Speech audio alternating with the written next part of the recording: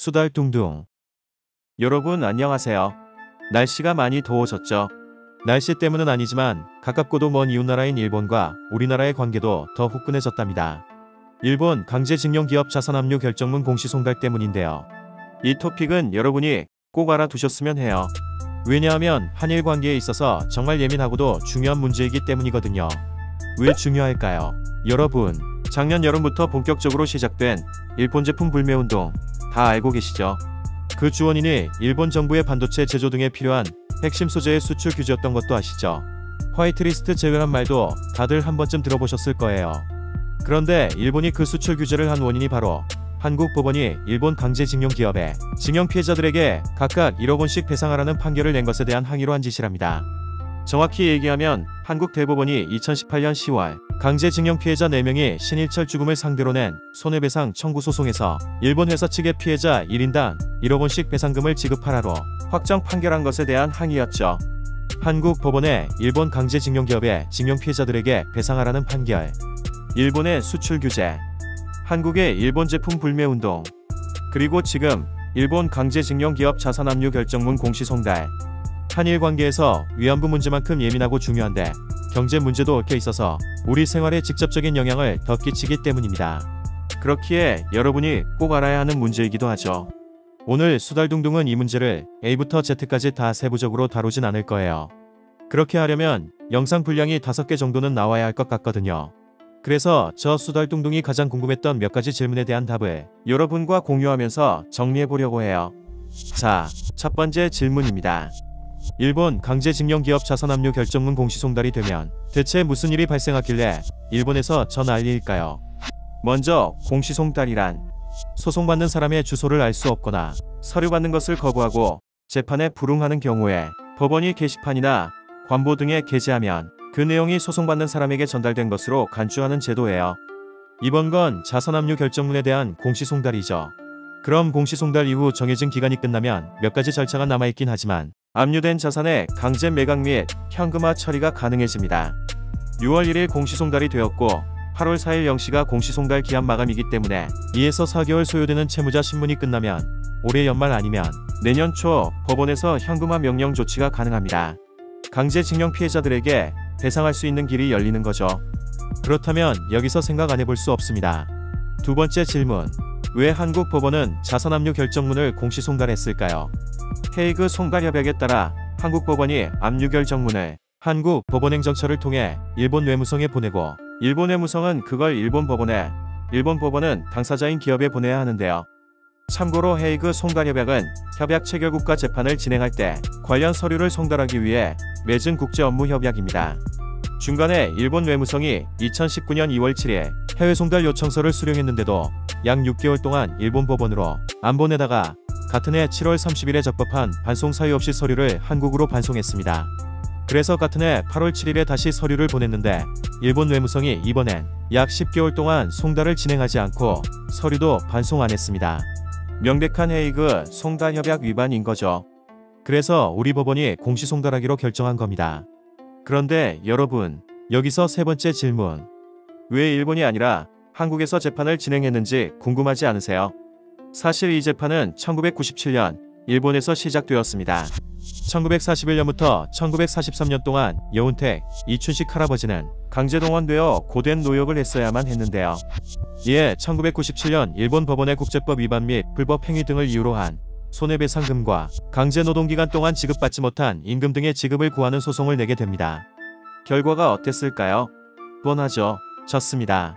2001년 일본 오사카 지방재판소에서 원고 패소 판결을 받고 2003년엔 일본 최고재판소에서 상고기각 판결을 받습니다. 그래서 결국 할아버지들은 서울중앙지법에 일본 기업을 상대로 손해배상 청구 소송을 제기하게 되는 거죠. 여기서 잠깐 일본과 한국이 어떻게 재판을 진행했는지 궁금하지 않으세요?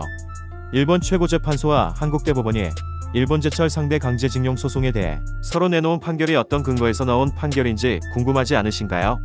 크게 4가지 사항을 어떻게 판단했는지에 따라 결과를 달리했는데요. 첫 번째 사항은 일본의 한반도 지배와 징용에 대한 법적 성격에 대한 판단입니다. 일본은 징용을 한일병합 조약에 따른 합법적 행위로 보았습니다. 당연히 한국 대법원은 일제 식민지 지배가 불법이므로 징용도 불법이라고 결론 내렸죠. 두 번째 사항은 청구권 협정에 따른 징용 피해자 개인의 청구권 소멸 여부에 대한 판단입니다.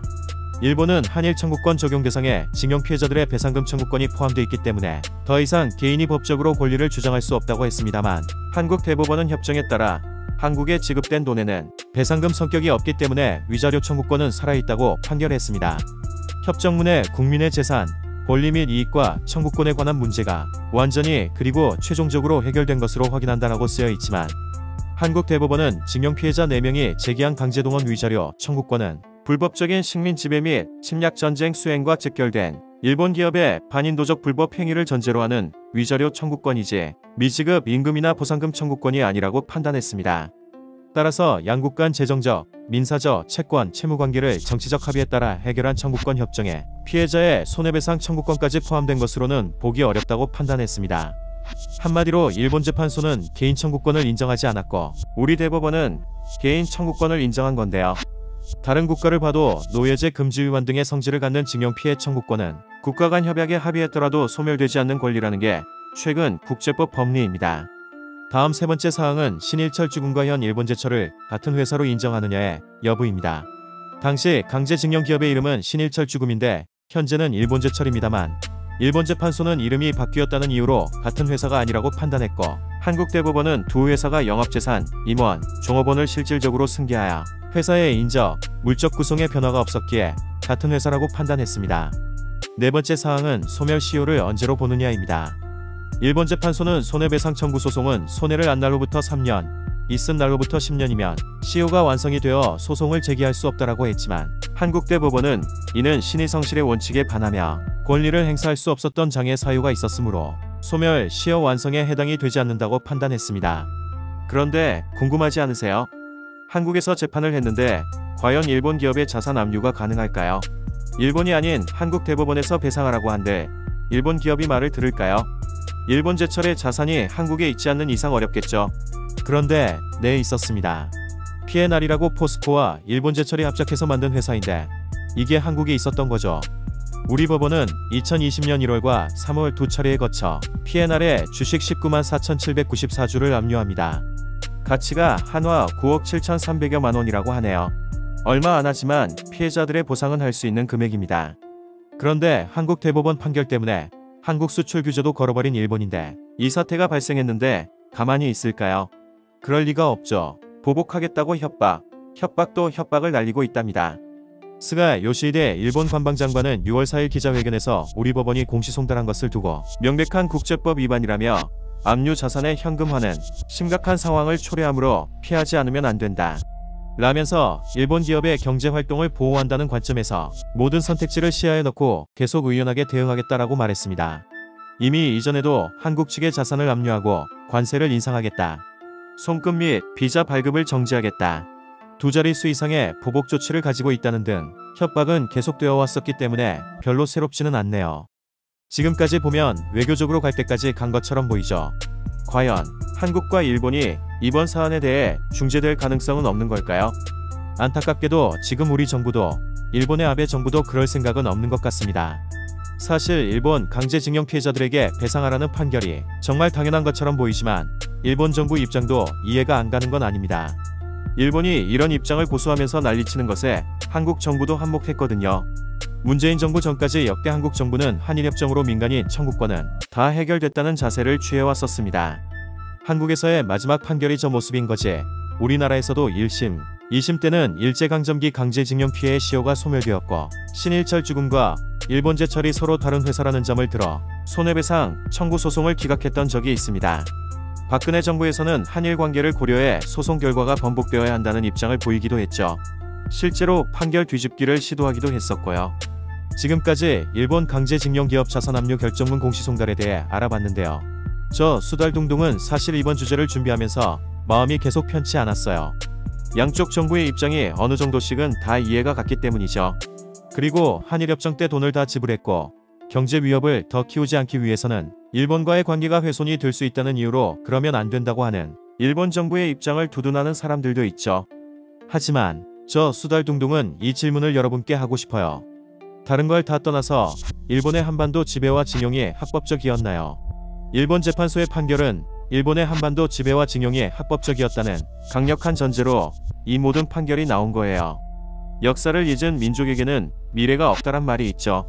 제대로 풀고 가야 하는 과거의 문제를 풀지 않고 미래를 위해서 과거의 문제를 덮고 간다면 그 또한 불안한 모래 위에 성을 짓는 것과 같지 않을까요? 지금이라도 더 늦기 전에 해결할 건 해결하고 가야 하지 않을까요? 지금까지 수달둥둥이었습니다. 여러분의 좋아요와 구독은 수달둥둥에게 많은 힘이 됩니다. 감사합니다.